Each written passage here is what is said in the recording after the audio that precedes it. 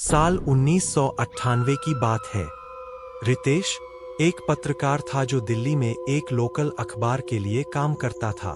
एक दिन उसे एक पुरानी हवेली के बारे में खबर मिली जो उत्तराखंड के एक गांव कसाली में स्थित थी। कहा जाता था कि वह हवेली पिछले 50 सालों से बंद थी और वहां अजीबोगरीब घटनाएं होती थीं। गांव वाले उसे काल हवेली कहते थे। रितेश ने तय किया कि वो खुद जाकर उस हवेली की सच्चाई पता लगाएगा और एक रिपोर्ट तैयार करेगा। गांव पहुंचते ही उसे अजीब सा सन्नाटा महसूस हुआ। लोग उससे नजरें चुराकर बात कर रहे थे। जब उसने हवेली के बारे में पूछा तो गांव का एक बूढ़ा व्यक्ति रमेश बाबा बोला, बेटा उस हवेली में मत जाना, वहां आत्माएं भटकती है। 1972 में ठाकुर हरनाम सिंह की पत्नी और बेटी वहीं मरी थीं। रितेश ने इन बातों को अंधविश्वास समझकर नजरअंदाज कर दिया। रात को वह टॉर्च लेकर हवेली की ओर चल पड़ा। हवेली जर्जर हो चुकी थी, दीवारें टूटी थीं, खिड़कियां चरमरा रही थीं और अंदर एक अजीब सी ठंडक थी। जैसे ही उसने मुख्य दरवाजा खोला, एक जोरदार आवाज हुई, ठाक। उसने पीछे मुड़कर देखा, कोई नहीं था। रितेश ने कैमरा ऑन किया और अंदर की वीडियो रिकॉर्डिंग शुरू कर दी। लेकिन तभी रितेश, किसी ने धीमे से उसका नाम पुकारा। वो चौंक गया। उसने टॉर्च चारों ओर घुमाई, पर वहां कोई नहीं था।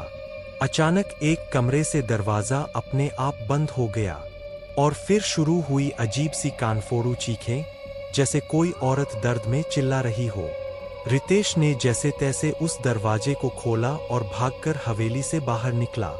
अगले दिन वह गांव के एक पुराने पंडित से मिला। पंडित जी ने बताया कि ठाकुर हरनाम सिंह बहुत क्रूर था।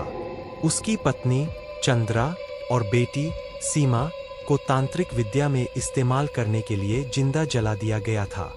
उनके आत्मा को कभी मुक्ति नहीं मिली। पंडित जी बोले, जब भी कोई अनजान इंसान हवेली में रात बिताता है, वह या तो पागल हो जाता है या फिर गायब।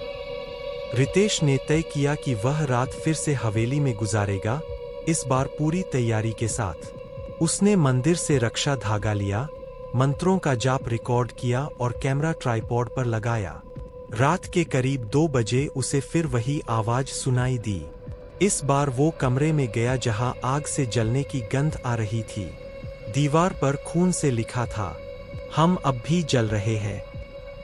तभी दरवाजा बंद हो गया और उसे दिखी 2 परछाइयां, एक औरत और एक छोटी लड़की की, जो धीरे धीरे उसकी ओर बढ़ रही थीं। तुमने क्यों लौटने की हिम्मत की? हमें मुक्ति दिलाओ। रितेश ने मंत्रों का जाप चालू किया और चंद्रा व सीमा की आत्मा जोर से चीखकर गायब हो गई। सुबह होने तक हवेली शांत थी, लेकिन रितेश की हालत खराब हो गई थी। उसके बाल सफेद हो चुके थे, आंखों में डर था। उसने अखबार में रिपोर्ट छपवाई।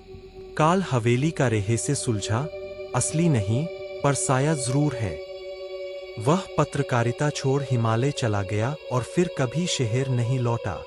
लेकिन गांव वाले आज भी कहते हैं, हर पूर्णिमा की रात हवेली से किसी लड़की के गाने की आवाज आती है।